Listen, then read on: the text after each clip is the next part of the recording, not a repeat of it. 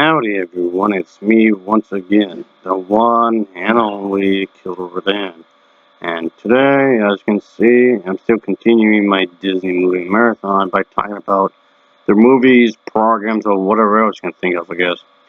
So, I just want to do this right here, folks, because it's basically, I'm responding to like a news thing that's reporting about how a former Disney employee did something bad and somehow needs to be taken accountable or whatever.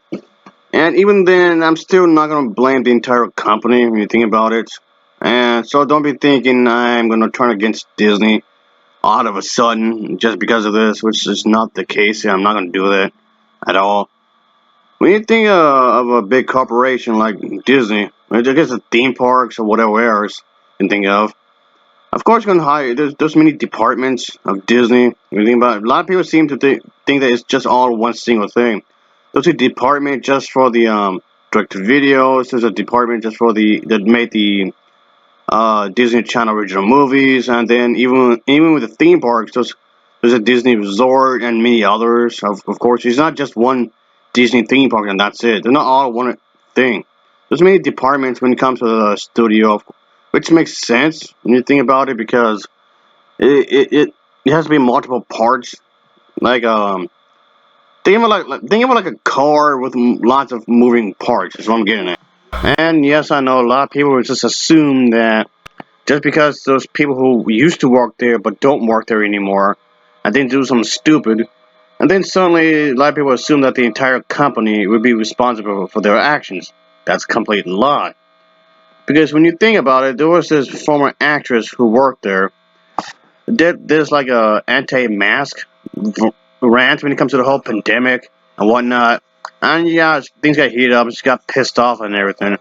I mean, yes, of course, what she said and all that is completely stupid because you do need the mask and whatnot to at least try to minimize the whole thing with the comes to the virus, the pandemic and whatnot. She's a moron. I mean, she still has gigs for other TV shows. She just doesn't work with Disney anymore. Does this mean that Disney should be held responsible for her actions? Of course not. What she said doesn't make any sense. But a lot of people out there would just assume that Disney's doing something bad just because of this. And I mean, are there people who still work there right now being grumpy? Yeah, that's possible. There is such a thing as a grumpy employee. A disgruntled, yeah, I guess that's the better word. A disgruntled employee. You don't necessarily need not be a former worker to be disgruntled. You can be disgruntled and work there. So both scenarios are possible. You can be a former employee and be disgruntled, and you can be a current employee and be disgruntled. Yes, that's possible. Especially considering the fact the company is going and the theme park is going to be hiring thousands upon thousands, hundreds of thousands of workers, whether for their theme parks, their studio, whether it be the editor, the director, or writer, or actor or actress. There should be a point being there's a large number of people working for Disney.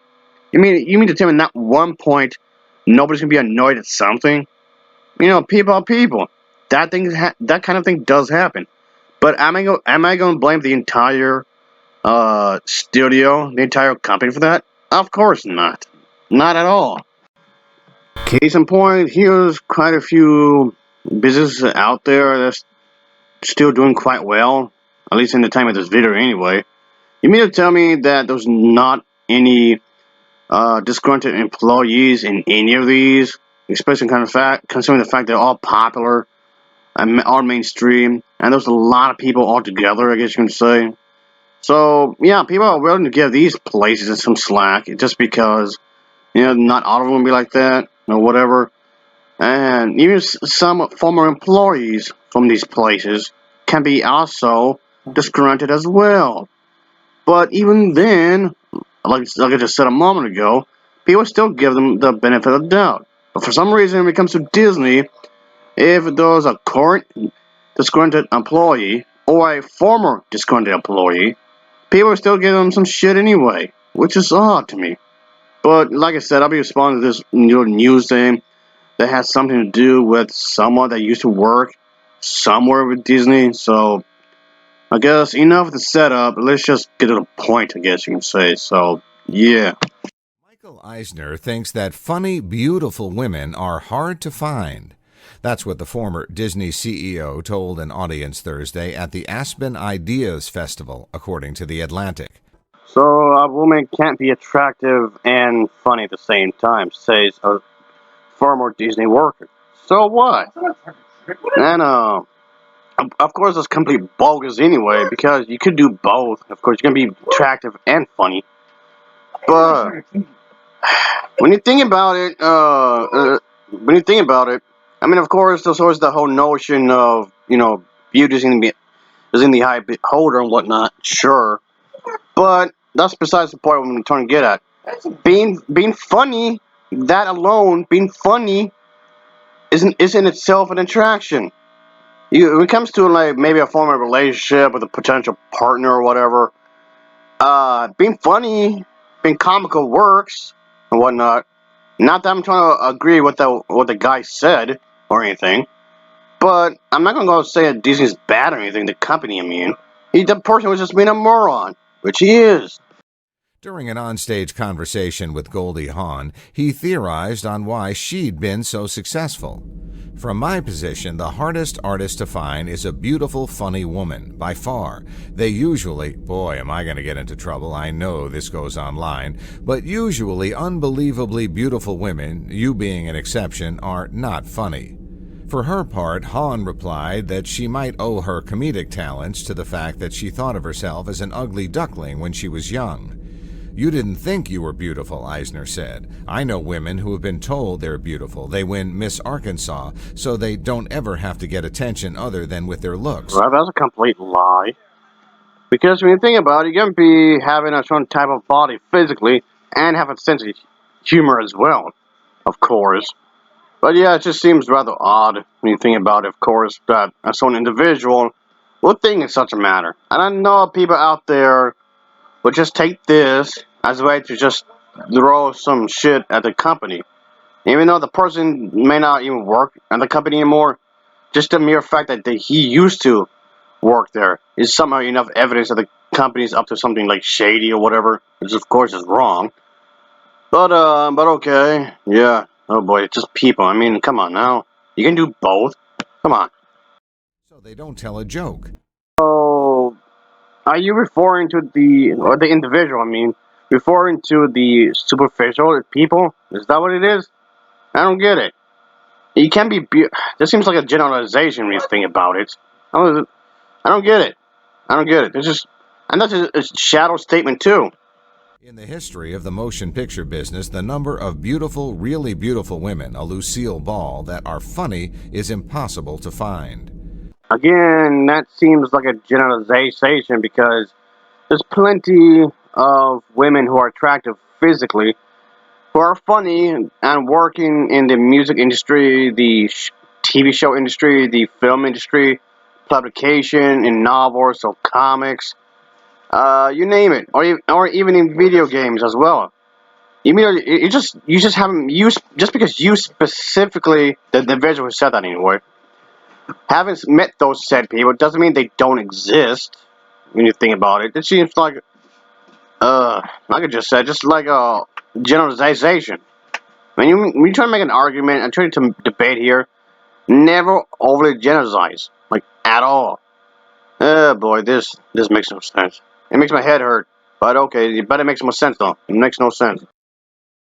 Eisner, who served as CEO at Disney from 1984 through 2005, also held senior posts at ABC and Paramount Pictures. So what?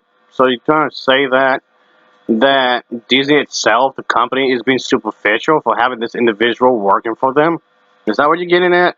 I don't know. None of this makes any sense, like at all. And of course, some people can be saying some ignorant stuff. It happens, unfortunately. That's part of the reality of it. When it comes to business. And I'm not saying all business is bad, of course, obviously. But I'm just saying, just people are just ridiculous. I don't get it. I really don't understand any of this because it makes no sense whatsoever. This article was originally published at The Hollywood Reporter. Well, that was complete garbage. Because ultimately, at the end of the day, the article he's talking about was about nothing at all. I mean, okay, one of the former employees that worked there said something stupid. So what? A lot of people do. Not to justify what he said, that doesn't mean the company itself is at fault here. Oh, boy. People. I mean, come on. Anyway, I guess to bring up, one more thing. From the same individual who made that, report there. That's, I guess, gonna bring up a thing or two about Disney Plus and how apparently the old Disney movies like Lady and Tramp and Dumbo are apparently racist, but they're not. So Disney Plus wants to put little trigger warnings uh, in front of these when the movies premiere on their platform, which they already have, so that people won't get offended. What? So people have been overly sensitive, if you ask me. But okay, whatever, I guess.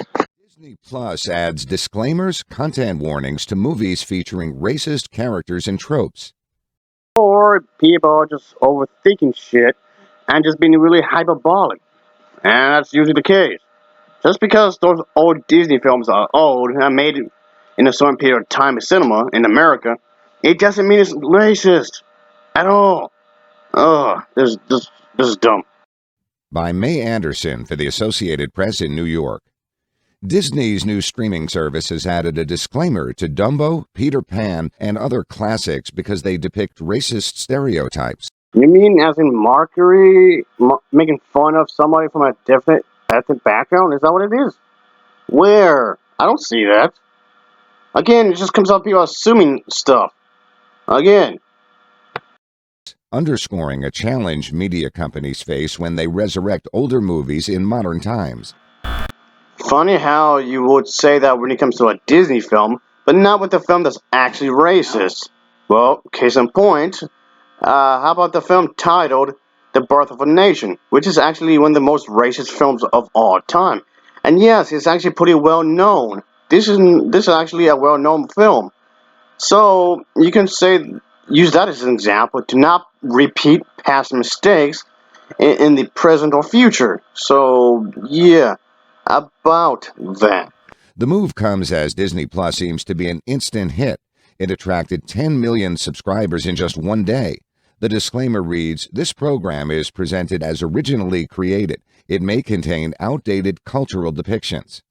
I mean, okay, I don't agree with this individual is saying because Disney isn't racist, but Disney did put those disclaimers.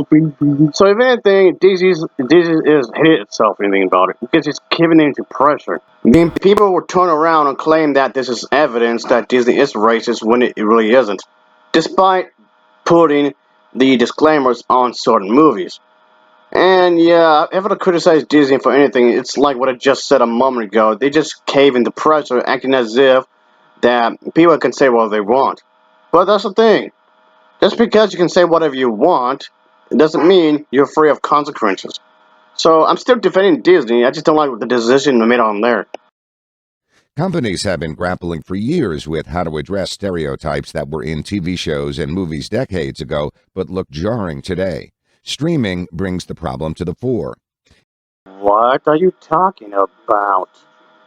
Just because a lot of people think that, again, it doesn't mean it's true. What does that mean anyway, when you think about it? I don't get it. Ugh, Christ.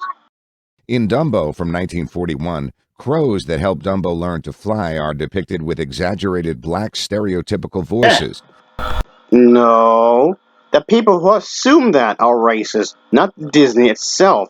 A newsflash, not every African person is going to act the same, and not every Jamaican person is going to act the same. Let's say there's one, either Jamaican or African, one of the two. One of the people who are from that group came from New Orleans, while the other from that group, one or the other, came from California. Guess what? They're not going to act the same. They're going to have their own personalities, their own hobbies, and whatnot. For the Princess and the Frog, the main character of the film is from the New Orleans, and you can tell by the accent. And guess what? Her friend, who happens to be a Caucasian woman, also has the same kind of accent. So that completely contradicts what they're saying. The only people that seem to be putting racism into it, it's them. Those people who are assuming shit. What if they were from California? What if they're from New York City? The Bahamas maybe? I don't know. Come on, give me a break here. The lead crow's name is Jim Crow, a term that describes a set of laws that legalized segregation. I mean, I think you're reading too much into it, but in other words, he's saying that scene when Dumbo was speaking to them, it's implying segregation, therefore Disney's racist. That's not the case, but okay, whatever you say, pal. In Peter Pan from 1953, Native American characters are caricatured. Other Disney movies with a disclaimer include... Boy, you just glanced over that one. And that's another thing a lot of people seem to be doing, glancing over stuff. I know what scenes you're referring to with Peter Pan and his friends hanging around with Native Indians. That doesn't mean it's racist. No. But he's arguing that they're using racist stereotypes, which they're not. Again, you are reading way too much into it. So okay, this is dumb. I mean, the people complaining about it is reading too much into it, but whatever. Funny how nobody's saying that this is a racist stereotype of Chinese women whatsoever. But I'm pretty sure they will if Disney have made it. So, yeah. Picking and choosing much? Yes, it is. The Caucasian women from Boston are going to have a different accent, different personality, different everything compared to women from California. Nobody's saying that's racist whatsoever. Boy, just dumb. The Jungle Book and Swiss Family Robinson. Pocahontas and Aladdin don't have it, despite rumblings by some that those films contain stereotypes too. And a lot of stuff is being glossed over here. None of these have any racist stuff going on. Of course, it's a bunch of rambling. Unfortunately, that's the thing. It's just a bunch of rambling. Ramble. Calm down. On personal computers, the disclaimer appears as part of the text description of shows and movies underneath a video player. It's less prominent on a cell phone's smaller screen. Viewers are instructed to tap on a Details tab for an advisory. I mean, okay, granted, that does not help in my defense for Disney because, like I just said a few moments ago, and I keep repeating myself, they're caving in under pressure, which they shouldn't. Just because a lot of people say the same thing doesn't mean it's true. That's just their opinion, a dumbass opinion, but their opinion nonetheless. And, of course, older movies may not appeal to the other generation because maybe some things may not agree with. What they're doing is looking at these movies through a modern lens, which they shouldn't, because you have to understand these types of movies were made at a certain time and a certain period and whatnot. If this still offends them, that's on them. It doesn't mean that the movies are actually racist, which they are not, clearly. Oh boy, yeah, this is just ridiculous. It really is ridiculous, of course. And yeah, I'm still gonna be defending Disney, and if it pissed off people, and if people get offended, well, you know what? If people get offended anyway by me, guess what? Fuck you, Thunder! You can suck my dick! For the rest of the few minutes left of the podcast, just to keep regurgitating the same thing what's going on. People assuming that some things, some ideas, some storylines, characters like that, stuff like that. It's apparently racist, which is not. Just people being overly sensitive on stuff that doesn't even exist and whatever. But yeah, I'm pretty sure there's gonna be a lot of people out there. Okay, let's just say, hypothetically speaking, make a character similar to this guy. Yeah, this is a guy dressed in drag and whatnot, but that's okay, there's nothing wrong with that whatsoever. Having a cross-dresser or drag king or drag queen, whatever else you can possibly think of. I'm pretty sure that there's going to be someone out there or people. And if Disney did a thing I just said, I'm pretty sure this guy would be complaining about it because insecurity in his manhood. I mean, he did complain about Disney before, so I'm pretty sure he would say it again. And then there was this guy. I mean, don't get me wrong, I'm not saying that trans people can't take a joke, which they should, like everyone else. He's just coming out like really ignorant in a lot of ways, so there's that, of course. But moreover, we still have other people like, let's say, Kevin Swanson complaining about Disney because they're apparently promoting bestiality and pedophilia. And then we have this guy complaining that Disney is way too woke for its own good or whatever. Give me a break. Just because we have some sort of diversity, which Disney does have, a common complaint I keep saying, oh, there's not enough minorities. But the thing is that when they do have different minorities, people still complain. Assholes, I just got to showing will complain about that. Give me a break, really, folks. I'm gonna pop a blood vessel, I swear. But that was basically what I'm getting at here, folks. For the rest of the podcast, a little news bit just keeps going back and forth. So, giving some vague examples how Disney was supposedly racist, which is not. Pop a blood vessel in my brain due to the pent up rage here, because none of this shit makes any sense. Ugh. But like I said, no, Disney's not racist. You can't convince me at all. It's not. People believe that it is, but they are completely wrong. They think that because many princesses may look a certain way, like being light-skinned, you realize that many light-skinned characters, like the princesses, can be from different countries, like England, French, Scottish. All these people are light-skinned, or Italy, you name it. That's because they look Caucasian. That doesn't mean they're all Caucasian. But you have to look at the country of origin when it comes to these characters and whatnot. I mean, yes, Snow White has the word white in the name. That doesn't mean she's Caucasian. And maybe if anything, Snow White, the character, is actually from Germany. And there's other characters from Paris. When you think about it, it all depends on the location where the original stories came from. Well, come on now. The location, the country, so on and so forth. Aren't you alienating the possibility of exploring beautiful cultures if you keep the overly sensitivity up? And again, you can show different people with different personalities like this. And I'm pretty sure this individual again will get offended, which I'm pretty sure if Disney does that. So I'll be pretty much like, You got a lot of problems, don't you? alright, I guess I should just wrap things up because this went on for quite a while already. So anyway, like I said, I'm just defending the company again, of course, obviously. I do believe that it's a possibility for everybody to get along, of course. And yeah, of course, it comes to having different characters, different type of locations as settings for the story. At the end of the day, you could have a good story regardless of the cast. It just comes off like you could be shooting yourself in the foot because a lot of people complain about, okay, what about this, or about that, or about this, or about that.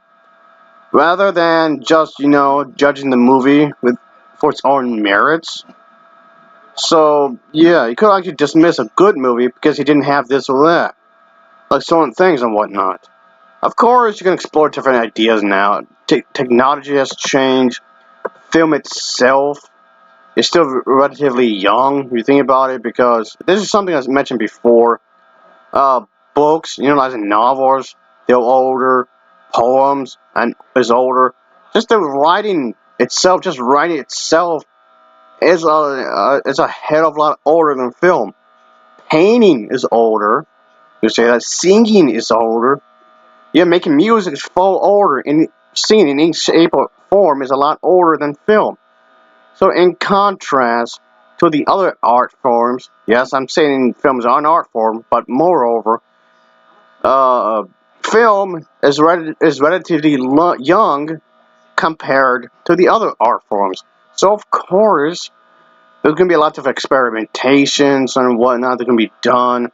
How to tell the story. There's various ways you can tell the story. It doesn't have to be stuck in one specific manner, is what I'm getting at.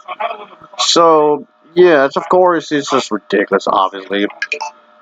But yeah, of course, the studio can do lots of expensive research nowadays compared to before. Before, they couldn't really do it, really, when you think about it, because Disney was just starting out. And then their first major hits was what? The film Snow White and Seven Dwarfs, which was a financial success. But now they can afford it to do lots of expensive research and whatnot. Back then, maybe no, but now they can. Anyway, folks, as always, thanks for watching, and take care. Until next time, see ya. Oh yeah.